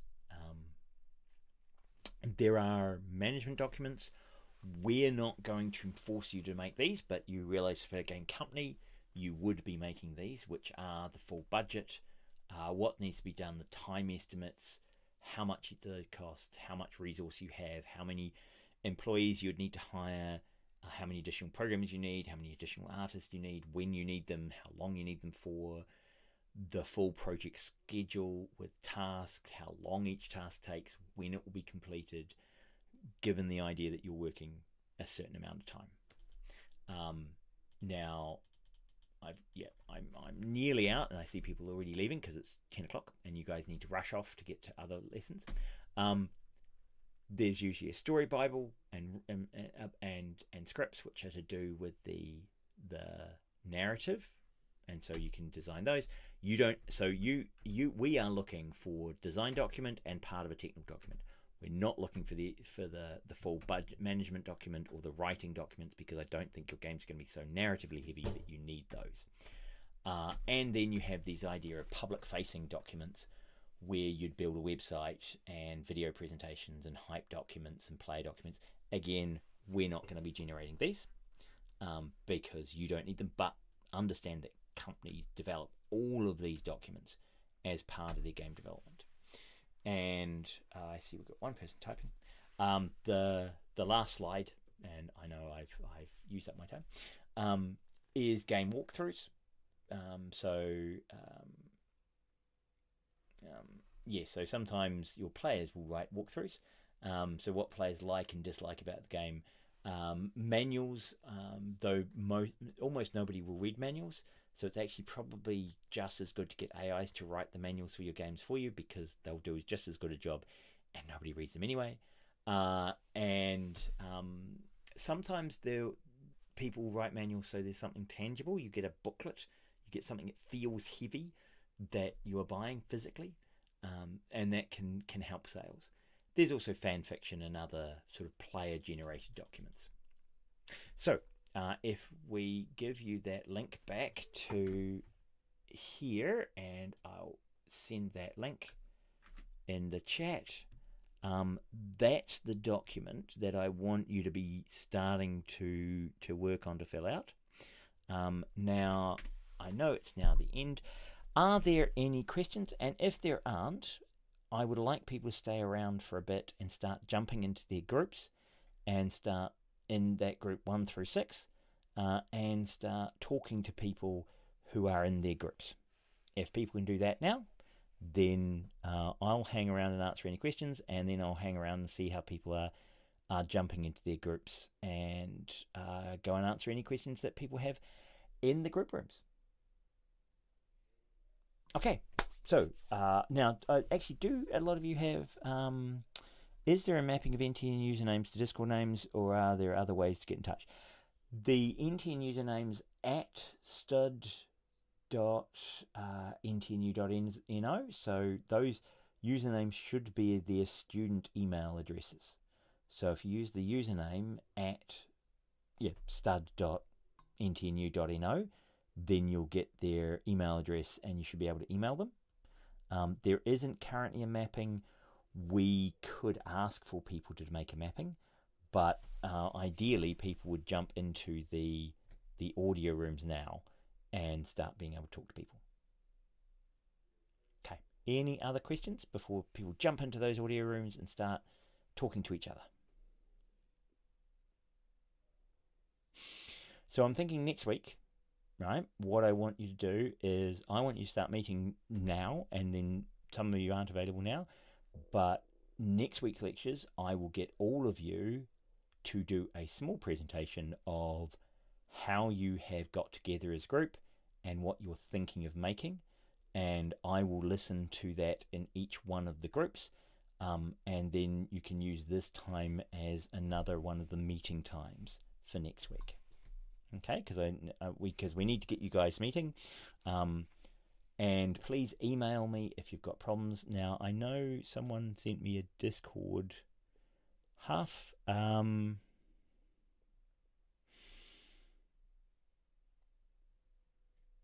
All right, so there are some people who haven't got a group yet. So here's the concept of a game. Half. Guess I'll send it, Eric. I think game is the game. And so yes, half you're pitching a game called the Lost Signal for now. Co-op game where the players are astronauts and they have to fix a ship or a space station, something like that. So it's a space-based game. You're astronauts. One of the astronauts is supposed to be in the control room using the controls and cameras to guide and help the others to fix the ship, while the other astronaut has to go around and fix a series of problems around the ship. Some tasks are more critical than others. For example, the critical task can be prevent fuel from going into the engine. If you don't complete the task, the entire ship explodes. Another example would be less critical, would be refuel the generators. And then if you don't complete, everything stops. The doors stop working, for example. So the astronauts must navigate the dark only with their flashlights. There are just some examples. So the idea is that they're creating a co-op multiplayer game where you are trying to fix a spaceship, and it's there are things to fix, and there's communication going back and forth, and you have to work together, and you have to solve problems, right? Solve puzzles.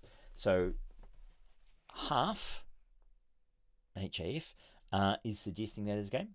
So if you're not happy in the game that you're in, you can DM me in Discord or email me, and we can move those things around. Now, half, were you thinking of doing that in what game engine were you thinking of doing that in?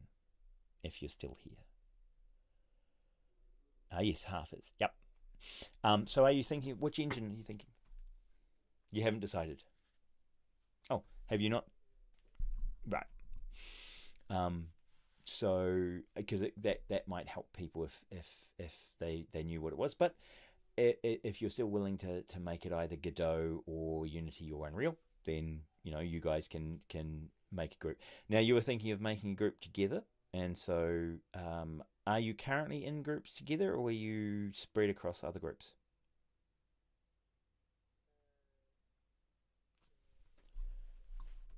Right.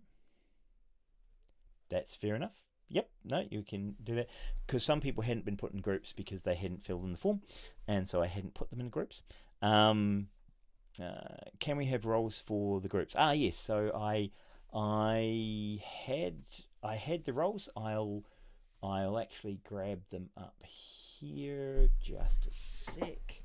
Um, I so if I go into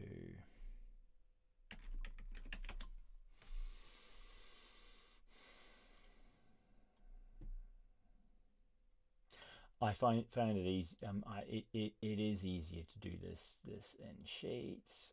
If we go to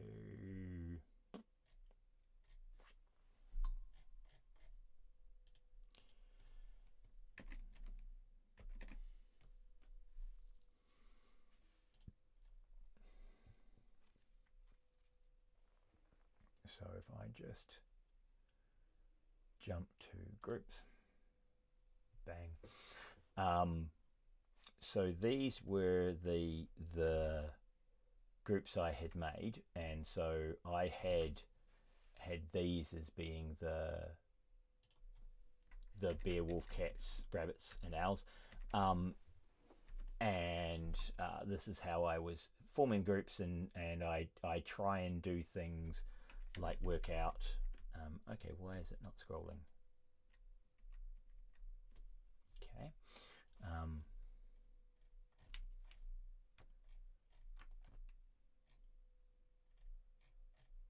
It's too small. Right, that's why it's not scrolling, because it's saying you've made the world too small. We can't actually cope with that.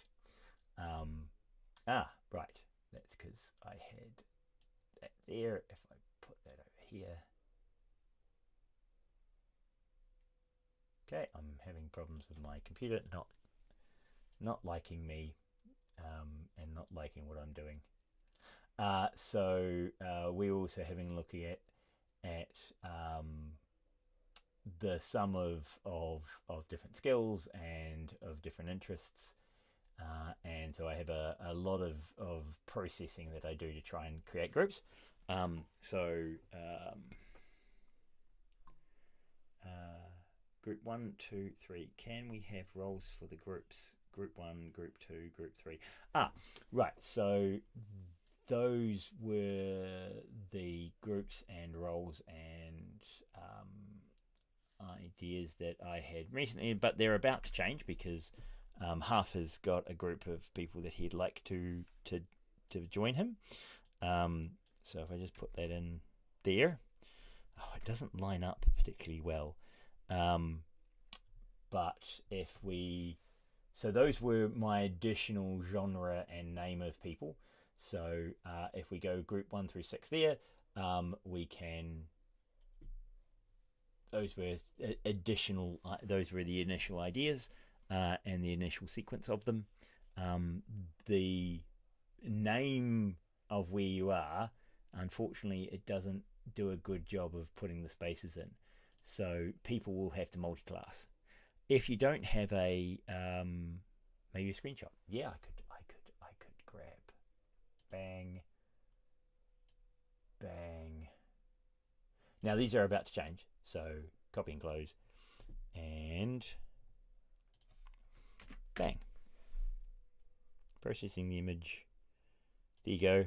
There's an image. Now, those will change a little bit, and there are more people in the course who haven't responded, so I may have to add a few people into a group here and there, and we might be moving a couple of people around, particularly as you work on the games and find that, the particular engine that you want, someone says, well, actually, I can't use that engine, I can't use Unreal because I've tried it on my laptop and it doesn't work, right? So that might change. Okay, so if people are happy, so we might be creating a sixth group here which will be a different game.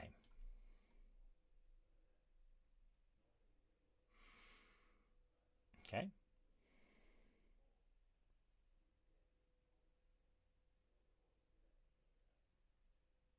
Now I also have, I have things like, what was voted for and how many people were choosing them and how many people had Godot versus Unreal choices, and I could add Unity in there, and the different games and the choices at different levels, and therefore ranking them according to some sort of points. So yeah, so I calculated a whole bunch of things to work out where things are going and who's choosing what and how to try and build them. And I have all these remaining, which are of the people who haven't been allocated, what are the remaining people's choices on what games to make. So as I take out people, those choices will change. So I'm doing this complex thing to try and get the groups to work. Okay, so but yeah, so if people want to email me, and if you guys want to jump into those group rooms, given that you've told me you want to use, I'll use those names from that group, and we'll put in those names into the group names, and then we will start using those. Okay. So start meeting each other, start talking to each other, and start sort of organizing times. Communicate through Discord, communicate in the group chat area associated with the group area, and hopefully we can get everybody into their teams and start talking to each other and get you start thinking about these game design documents. Okay, cool. I'll start changing those names and see you around in the rooms.